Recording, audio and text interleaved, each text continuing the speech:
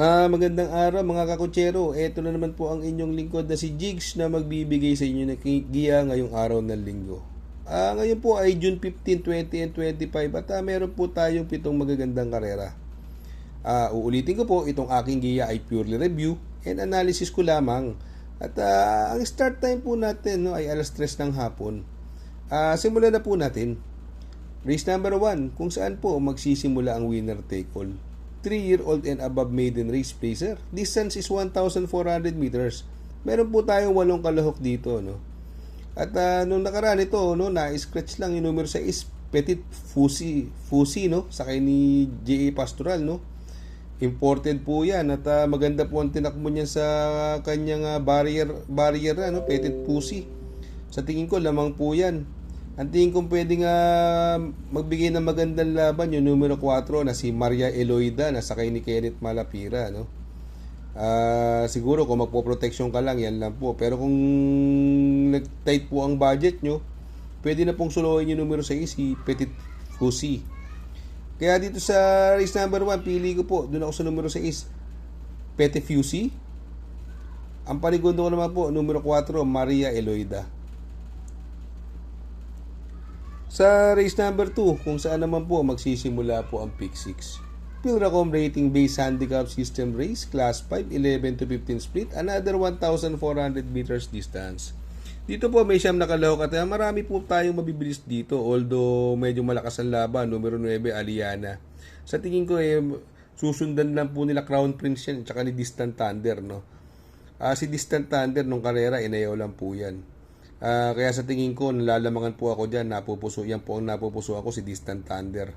Si Real Equity, masama ang larga ng karera pero dumating na segundo, no? Kaya lang, magdadala po ng 56 na timbang, kung mahuli na naman siya at gano'n naman yung takbo niya, sa tingin ko, mahihirapan po ito. Siguro, magbibigay ng magandang laban yung numero 1, Dreams of the World, no?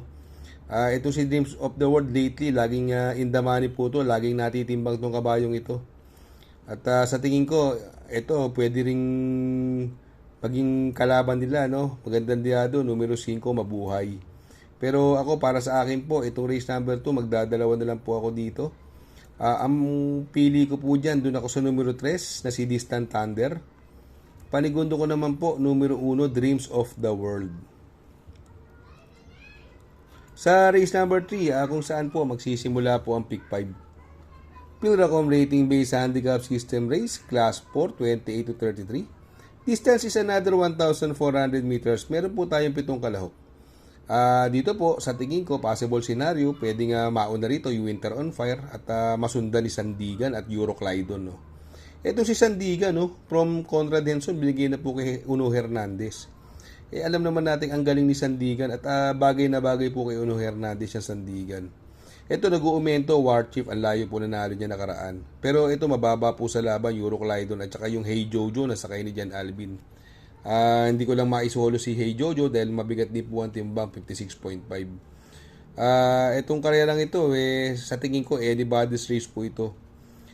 Pero para sa akin po, ang napupusuan ko po rito, doon po ako sa numero 2, Hey Jojo. Panigundo ko naman po, numero 3, Euroclydon. At isasama ko pong pandiado, numero 4, Sandigan. Sa race number 4, dito naman po magsisimula po ang pick 4. Pilracom rating based handicap system race, class 4, 22 to 27. Distance is 1,400 meters. Meron po tayong 6 na kalahok dito, no? Dito po, no, wala akong nakikita ibang mabilis bukod kay Central Luzon, no. Tingin ko kaya niya nito. May mga mabibilis din pero sa tingin ko kakayanin niya yung Money for Bipani at yung numero 6 na si Diamond Heart. Kung sakaling magkaroon ng litsahan, yung numero 4 ng Kalababana, sa tingin ko mag-uumento pa to. Although napakabigat ng timbang, 57, no. Yun ang worry ko sa kanya. Ito si Sky Story naman, hindi rin na naman maganda tinakbo nakaraan, no, si Sky Story. Kaya dito sa race number 4, sa tingin ko po, dalawa lang po ang pipiliin ko dyan, no? Doon po ako sa numero 4 ng Club Habana. Panigundo ko naman po, numero 5, Central Luzon. Sa race number 5, Pilracom rating based handicap system race, class 5, 5 non-placer. Distance is another 1,400 meters. May 10 kalahok po tayo dito, no? Dito, another anybody's race po ito, no? Pero may mga nakikita ako mga bagong baba dyan, yung Himanshi, no? Napapatubayan na may gamay din sa kanya, ni si JR Sargent de Ocampo, no? At si Rise Up, no? Sa kay ni Michael De Jesus.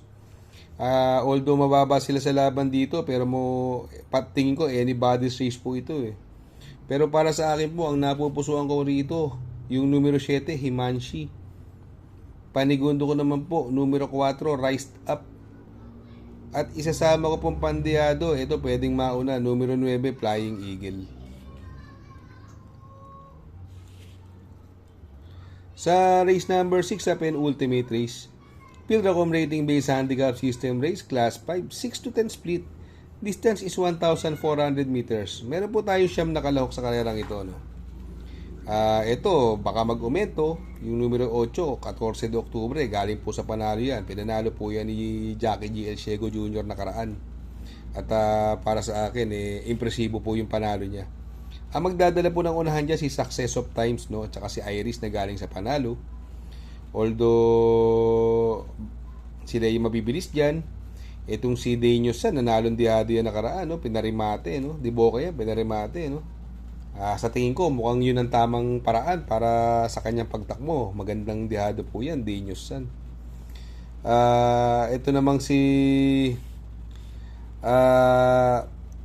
Waray na Mayda pa, no? Ito, bagong baba po ng grupo ito, sakay ni Jeffrey Bakaykay, no? Magandang dihado rin po yan. Si Waray na Mayda pa. Kaya dito sa race number 6, pili ko po dyan. Doon ako sa numero 8, 14 de Oktubre. Panigundo ko naman po, numero 7, Danius San. At isasama ko pong pandiyado, numero 1, Waray na Mayda pa.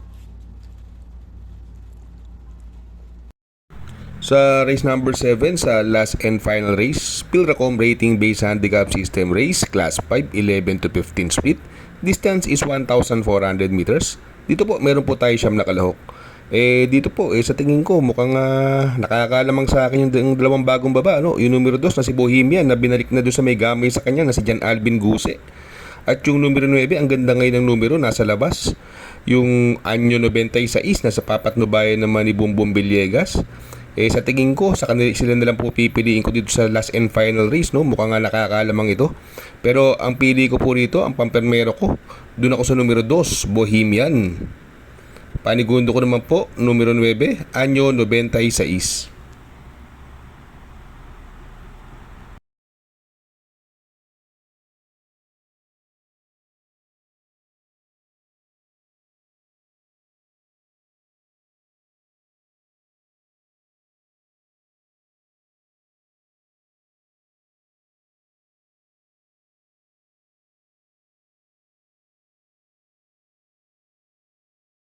Shoutout nga pala kay Sir Pax ng Barkadahan OTV.